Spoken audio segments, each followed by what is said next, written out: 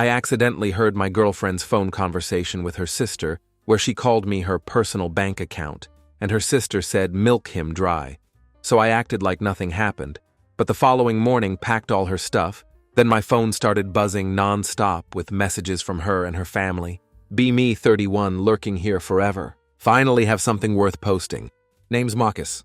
Work as a physical therapist at a sports rehab clinic in Chicago. Nothing fancy but stable job with good benefits. Always been the responsible type. Own my apartment. Decent savings. No crazy debt. Never thought being financially stable would make me a target. But here we are. Let me tell you how this whole mess started. 3 years ago, volunteering at this charity marathon run for the clinic. Regular Sunday morning thing. Handing out energy bars. Making sure no one passes out from dehydration. Basic stuff. That's when I first see Olivia. Standing at the water station. Looking way too perfect for someone handing out paper cups. Hair flawless despite the humidity. Makeup still fresh in 90-degree heat. Wearing designer athleisure to a volunteer event. Probably cost more than my monthly groceries. Think to myself, she's dressed more for Instagram than actually helping. Should have been my first warning sign. Red flag number 1 appears. She approaches me. In my 31 years of existence, drop-dead, gorgeous women don't usually chase average guys in baggy volunteer shirts. But my ego's like, nah man, you're a catch. Brain immediately goes on vacation. She asks if I'm going to the post-run celebration. Her smile literally makes me forget my own name. Somehow managed to mumble something about maybe showing up. End up spending the entire evening with her at this craft beer place. Watching her laugh at my terrible jokes. Touching my arm every few minutes. Started counting after the 4th time. Couldn't believe it was real. She tells me she's 28. Transitioning careers from hotel management to something called personal brand consulting. Nod. Like I understand what that means. Turns out it means absolutely nothing. First date was at this indie coffee shop. Somehow turned into dinner. Then cocktails. 7 hours passed like nothing. Didn't even notice the time flying by. Second date at some pretentious art gallery. She seemed to know literally everyone there. Air-kissing people left and right. Introducing me as Marcus, he works in sports medicine. Making it sound like I'm some fancy doctor. Instead of the guy who helps weekend warriors when they hurt themselves trying to relive their high school glory days. Looking back now, classic love bombing. But at the time, thought I'd finally found someone who appreciated me. What a fool. Fast forward 6 months. We're having brunch at this organic cafe. She casually drops this bomb. My roommate Victoria is absolutely insufferable. Use my expensive face serum again without asking. And our landlord is raising the rent to criminal levels. Long dramatic pause. Meaningful look in my direction. Wouldn't it make more sense for me to just move in with you? Your place is bigger anyway, and I'm there most nights. Made perfect sense at the time. Logical even. My apartment was nicer. Better location, near downtown. We were spending almost every night together anyway. So I said yes. Like an idiot. Helped her move approximately 95 boxes. Mostly clothes and makeup. Officially became a cohabitating couple. That's when the money stuff started. So gradual I barely noticed. Like how a frog doesn't jump out of hot water.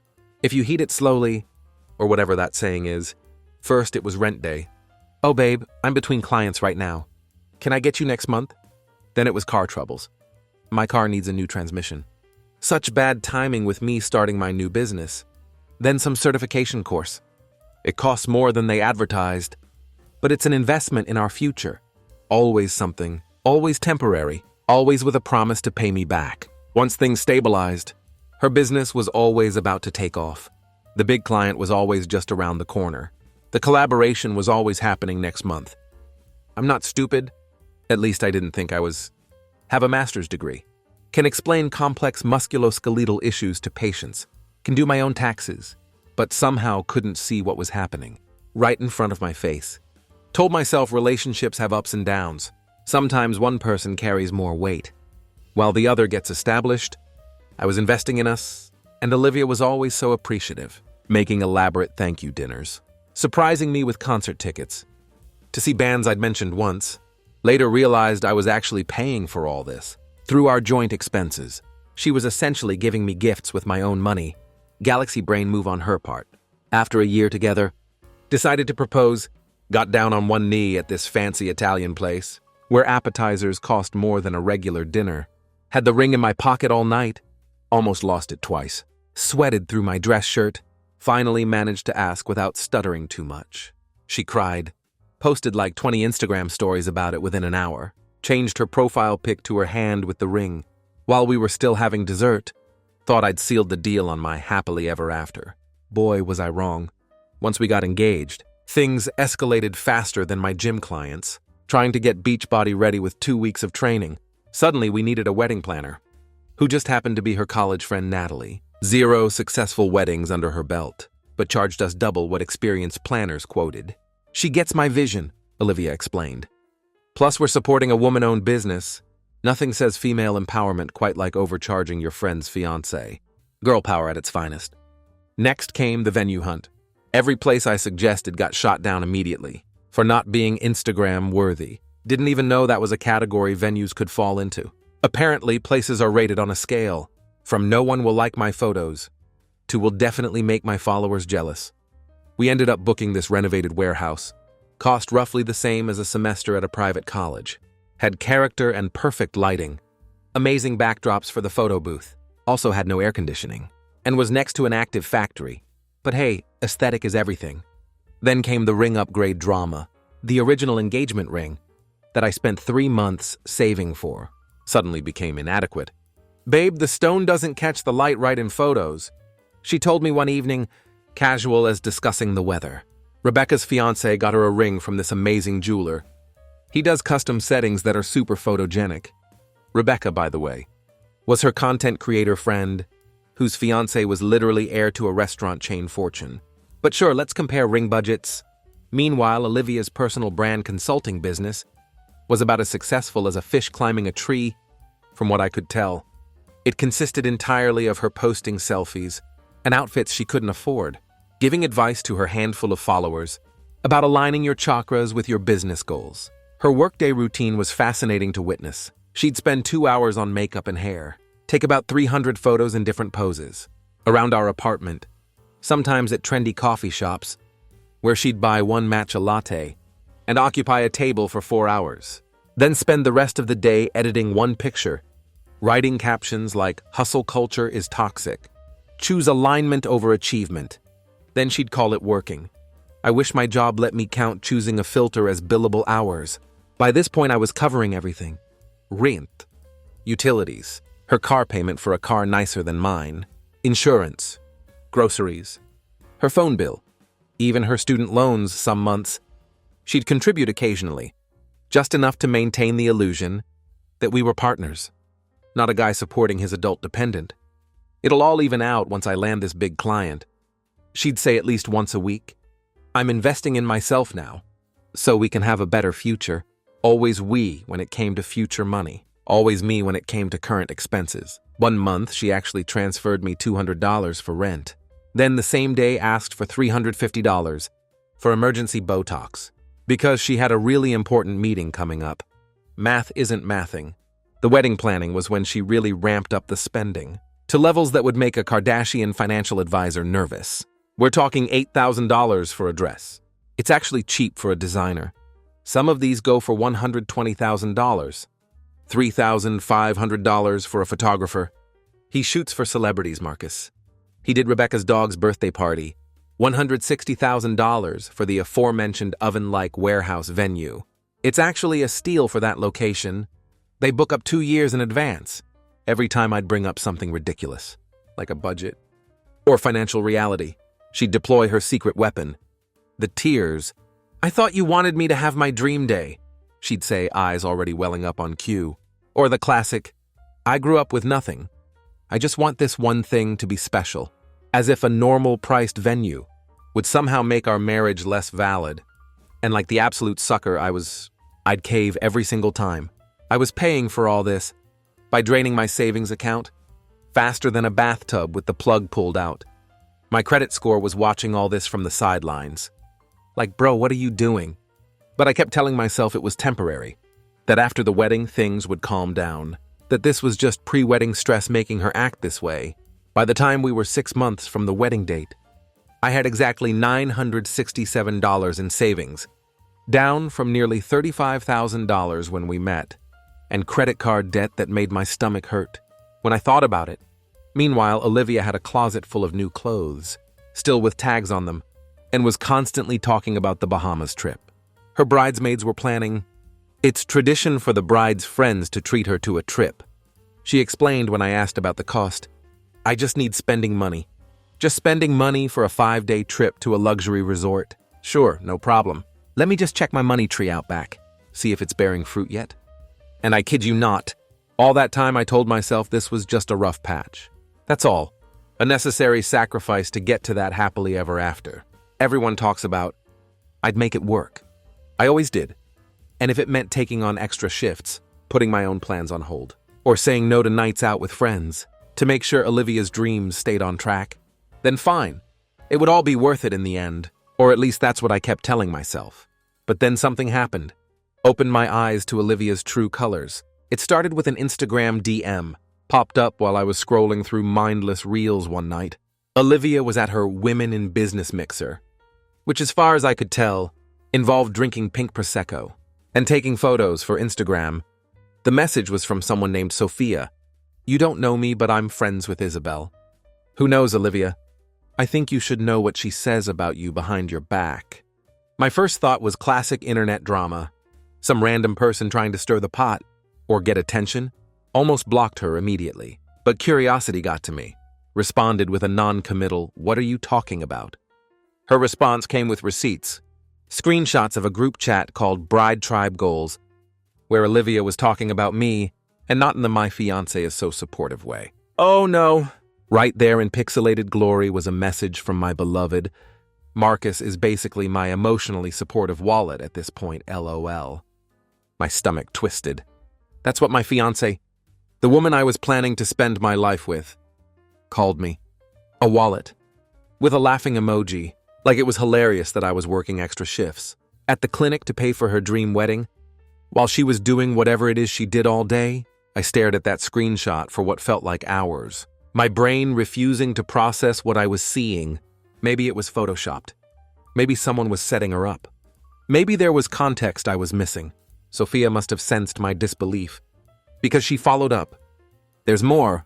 A lot more. She talks about you like this all the time in the group. I didn't want to believe it, so I decided to do some digging myself. The next morning, while Olivia was taking her customary 45-minute shower, our water bill was astronomical. I grabbed her iPad from the nightstand. She always left it unlocked, because in her words, passwords are too hard to remember. I opened messages, and there it was. The Bride Tribe Goals group chat with Isabel, Natalie, and a couple other women I'd met briefly at various engagement celebrations. What I found was like watching a masterclass in manipulation. Olivia wasn't just talking smack about me. She was actively teaching her friends how to extract maximum financial benefit from their boyfriends and fiancés. Some choice quotes from my loving partner. Always create a crisis before asking for money. They're more likely to give when they think it's an emergency. Car troubles are my go-to. Men think they understand cars better than we do, LOL. Don't ask for small stuff, go big. They question the small expenses more than the big ones. Marcus will complain about a $250 dinner, but didn't blink when I needed $2,500 for that business retreat in Miami. If he hesitates, just mention how your ex would have done it, no problem. Works every time. I don't even have an ex who was good with money. But Marcus doesn't know that. And her friends ate it up like it was gospel. One of them literally said, "Girl, milk it. Men want to provide. You just have to make them think it's their idea. Milk it." As if I was some sort of cash cow, just standing there waiting to be drained dry. And another one chimed in. I tried the car thing with Kyle, and he sent me $600, no questions asked. How did you get him to pay for your sister's car? I need details. It went on and on, pages and pages of them, discussing their boyfriends and fiancés, like talking ATMs, planning how to get engagement rings upgraded, how to justify expensive purchases, how to hide shopping bags so he doesn't realize how much you're actually buying. Olivia had apparently become some kind of twisted financial guru to her friend group, the how to bleed your man dry whisperer. But the absolute knife to the heart was when they started talking about Their upcoming girls' trip to the Bahamas. Can't wait for our bestie getaway. Just us girls celebrating before the wedding chaos. Isabel wrote. I told Brandon it was a bridal wellness retreat, LMAO. Natalie replied with crying, laughing emoji. Then Olivia, Marcus is paying for my part. He doesn't even know it yet. And then I read a text. That made me nearly drop the iPad. After we get back from the Bahamas, I'm thinking another year max before I pivot. Olivia wrote, You think you can get him to buy property first? Get your name on it, Isabel replied. Working on it? Playing the long game, Olivia typed. My cousin's divorce settlement was insane, just saying. Natalie chimed in. That's the goal, sis. Got to secure the bag. Olivia responded. I felt physically sick, like I might actually throw up, on our overpriced area rug that I paid for. 2 years of my life, most of my savings, and thousands in credit card debt, all because I thought I'd found someone who actually loved me. But nope, I was just a financial plan, a long-term investment, with a planned exit strategy. I sat there on our bed, surrounded by the life we'd supposedly built together, tried to process the complete and utter betrayal. All those times she told me she loved me, all those future plans, the kids we talked about having someday. Was any of it real? I screenshotted everything. Every single message, emailed them to myself, backed them up to the cloud, and for good measure, took photos of the screen with my own phone, then closed the iPad carefully, placed it back exactly where I found it, and went to the kitchen to make dinner, like nothing had happened. Because for the first time since I met her, I had the advantage. She didn't know that I knew. When she finally emerged from the bathroom, amid a cloud of expensive bath products I'd paid for, I smiled and asked how her shower was. Amazing, she said, kissing my cheek. You're the best for getting that rainfall shower head installed. Oh, and can we talk about my maid of honor's bachelorette party next month? I need a new outfit. Sure thing, babe, I replied calmly, chopping vegetables. Whatever you need. If she noticed anything off about my tone, she didn't show it. Probably because she was already scrolling through her phone, no doubt messaging her friends about how to extract more cash from her resident ATM. Little did she know, this ATM was about to go permanently out of service. So the next morning I acted completely normal.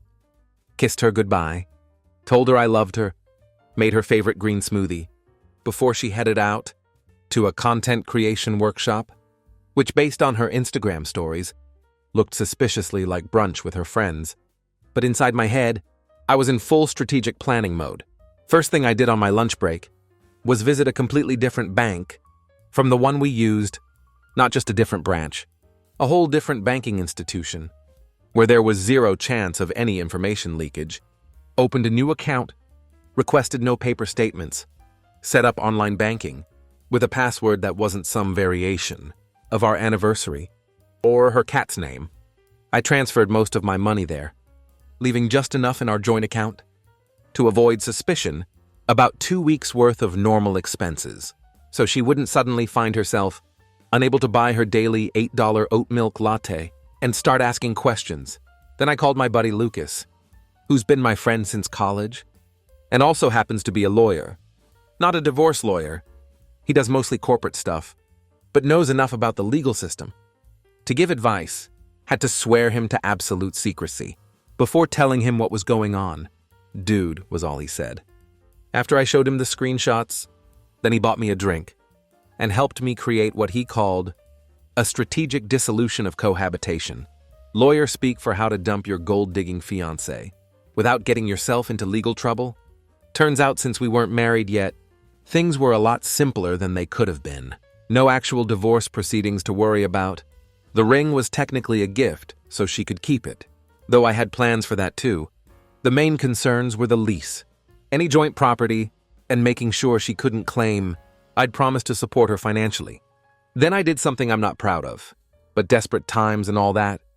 I went through Olivia's physical planner. While she was at networking drinks, she kept this fancy leather-bound planner where she wrote down all her appointments and plans, because apparently writing things by hand manifests them into reality better than using a digital calendar, like normal people in 2025. What I found was gold.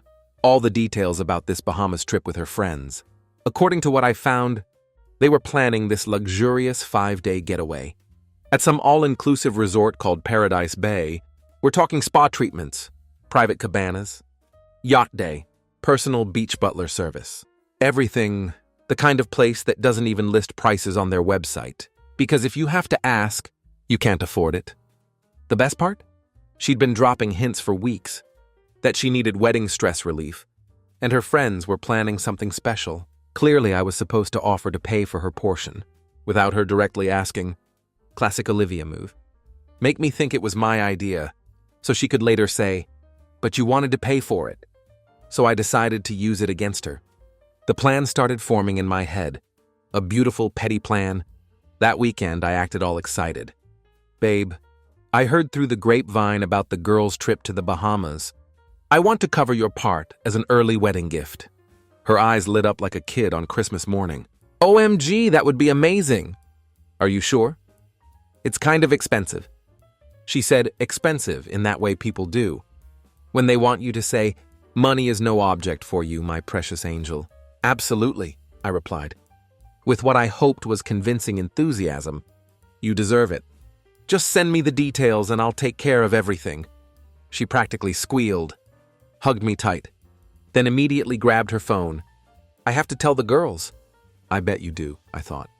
"Go ahead and tell them how your emotionally supportive wallet came through again." Over the next 2 weeks, I pretended to plan her portion of this dream vacation. Had her forward me all the booking information, asked about her flight preferences, even had her create a wish list of spa treatments. I was playing the role of devoted fiancé, while secretly executing my real plan. I called my landlord, explained I had a family member who needed a place to stay for a few months, got permission to sublet to my cousin Dylan, started slowly moving my most important stuff to a storage unit when Olivia was at her personal training sessions.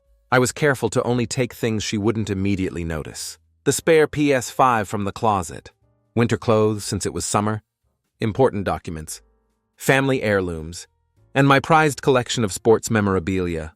Meanwhile, I documented everything I'd paid for since she moved in. Every bill, every emergency, every loan, every time she promised to pay me back next month. It added up to over $52,000 in 18 months, not including the engagement ring or wedding deposits. Made copies of all her messages about me being her wallet and her plans to pivot after the wedding. Then came the most satisfying part of the plan. I made some adjustments to her travel booking, not canceling it, just modifying it a bit. I did extensive research and found a wellness retreat about 3 hours away from Paradise Bay called Spirit Awakening. Their website was full of words like transformative, mindful, and digital detox. The photos showed smiling people in loose-fitting clothes, doing yoga at dawn, and eating what appeared to be bowls of grass. Instead of the luxury all-inclusive resort with her friends, I booked her at this place. No Wi-Fi, shared rooms with strangers, 5 a.m. meditation sessions, mandatory digital detox, aka no phones, and a strict no-alcohol policy. Their daily schedule included mindful silence periods and group emotional processing sessions. The cherry on top? It was actually more expensive than her portion of the resort would have been, and paid in full, non-refundable. I made sure her flight would still land in Nassau, but she'd have a pre-arranged shuttle to take her to the retreat instead of the resort, where her friends would be staying. The shuttle company confirmed they'd have a sign with her name on it and everything. I even called the retreat to make special arrangements. My fiancé is having serious pre-wedding anxiety and phone addiction issues. I told them in my most concerned voice. She might try to leave early or be resistant to the program at first. It's really important she completes the full experience. The wellness coordinator assured me they were used to resistant participants and had a strict no-refund policy for those who left early. Perfect. Lastly, I compiled everything. The chat screenshots, the expense records, the evidence of her manipulation, into a presentation I titled, "From Your Emotionally Supportive Wallet." Saved it to a flash drive and printed a hard copy. I planned to leave it for her to find after she'd already left for the trip. Timing was everything. The trap was set. All I had to do now was wait for her to walk right into it. So the day before her trip, I was the perfect fiancé, helped her pack, double-checked her travel documents, even got her a new pair of designer sunglasses. For the beach, knowing full well there would be no beach time. Where she was going, I was so attentive she actually looked at me suspiciously. "What's gotten into you?" she asked, while trying to cram her 7th bikini into an already overstuffed suitcase. "Just excited for you," I said with a genuine smile. For once, I wasn't even lying. "I put all your booking confirmations in this envelope," I told her, handing her a sealed travel document wallet with the resort's logo that I'd carefully photoshopped to say wellness experience. Don't lose it. It has your resort info, spa reservations, everything. What it actually contained was a confirmation for the wellness retreat, a map showing how far it was from her friend's resort, a brochure highlighting the digital detox policy, and a note that simply said, "The wallet is closed, don't come home." I'd also included a printed screenshot of her emotionally supportive wallet message, just so there'd be no confusion about why this was happening. "I won't peek until I get there," she said, stuffing the envelope in her carry-on, without even looking at it. "I want to be surprised by all the amazing things you've planned." "Oh, you'll be surprised, all right."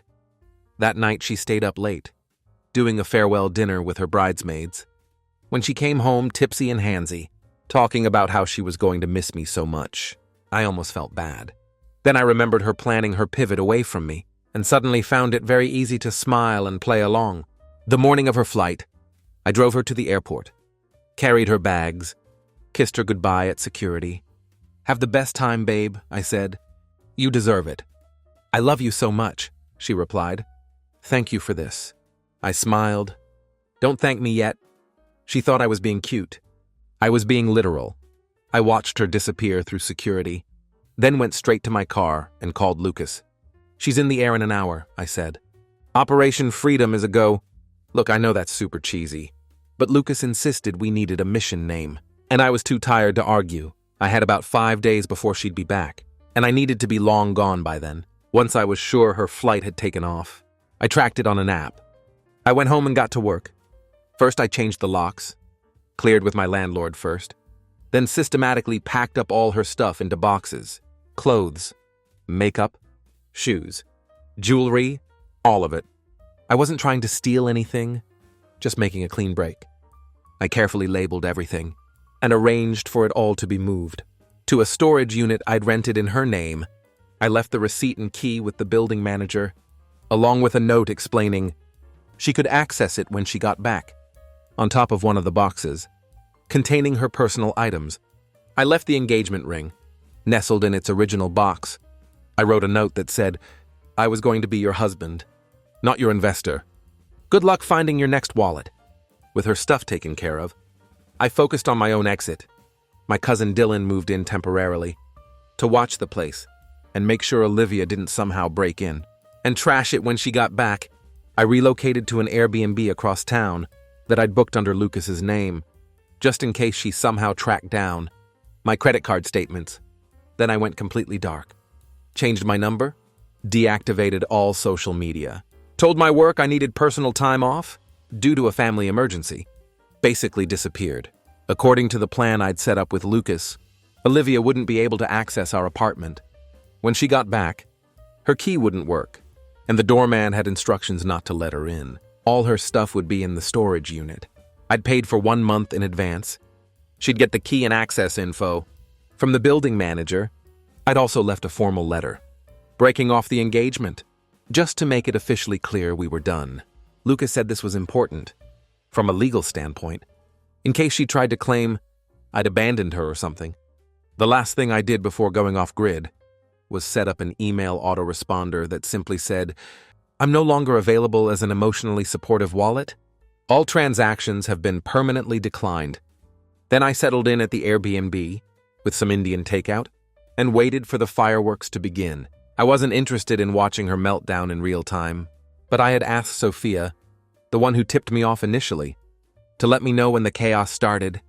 She seemed to genuinely feel bad about Olivia's behavior and had agreed to be my eyes and ears. I knew exactly when Olivia would land in Nassau. I knew approximately when she'd get the shuttle. I even knew roughly when she'd arrive at Spirit Awakening and discover she wasn't joining her friends at the beach resort. What I couldn't predict was just how spectacularly everything would unravel. The first text from Sophia came about 4 hours after Olivia's plane landed. "It's happening." She just called Isabel freaking out about being at the wrong place. I smiled and turned off my phone. The satisfaction I felt was almost worth every penny she'd scammed out of me. Clean break. No confrontation. No drama from my end. Just gone. The rest of the day was weirdly peaceful, for the first time in what felt like forever. I wasn't stressing about bills or watching my savings drain away, while Olivia spent like we were Kardashians. I spent the afternoon working out, grabbed Thai food from my favorite spot, and even started binge-watching a show I'd been putting off for months. I kept my phone off the whole time, not even tempted to check if she'd tried to call. I figured if she was desperate enough to reach me, she'd find a way. But then after a week, I heard about it all, and man, it was glorious. According to Sophia, who turned out to be the only decent one, in that group, Olivia had a complete meltdown at the airport. She'd opened the envelope while waiting for her luxury shuttle and discovered she wasn't going to Paradise Bay with her friends. Apparently, she screamed so loud in the terminal that airport security came over. Then she called her friends panicking about how there must be a mistake, how she was supposed to be at the resort with them, how she couldn't possibly stay at a hippie prison camp. But when she tried to book a room at their resort, everything was full. High season in the Bahamas. No vacancies anywhere decent. Within her price range, and the wellness retreat she'd been booked at wouldn't refund her money, just like the non-refundable policy clearly stated in the confirmation I'd helpfully printed for her. She was stuck. Either forfeit the whole trip and fly home early, or suck it up and do the retreat. She chose option 3. Blow up my phone? I didn't see the messages until weeks later, when I finally got a new phone and recovered my old number. There were over 200 texts and 50 voicemails, evolving from confusion to anger, to threats to bargaining to sobbing. Must be some mistake with my booking. Answer your phone right now. TF, is this place you sent me to? I'm calling my dad. He's going to sue you. Please, Marcus, I'm sorry. Whatever I did, I'm sorry. How could you do this to me? The people here don't even have conditioner. That last one still makes me laugh. Of all the complaints, that's what got to her. Then after the first day, when she apparently figured out why this happened, the tone completely changed. Marcus, you're blowing this way out of proportion. Those messages were jokes. Everyone talks like that with their girlfriends. It doesn't mean anything. The wallet thing was just girl humor. You wouldn't understand. We were all just playing around. None of us meant that stuff. Classic gaslighting 101. Suddenly I'm the unreasonable one. For being upset about my fiancé, literally planning how to drain my bank account and leave me. Yeah, hilarious girl humor. I must have missed the punchline while I was working overtime to pay for her lifestyle. Then she tried calling my parents, my work, my friends. Nobody knew where I was, and the ones who did weren't telling. Lucas had briefed everyone who needed to know, with just enough information to make them firmly on my side. Meanwhile, I was staying at my Airbnb, starting over. I'd taken a 2-week leave from work, using some of my saved vacation time to decompress and process everything.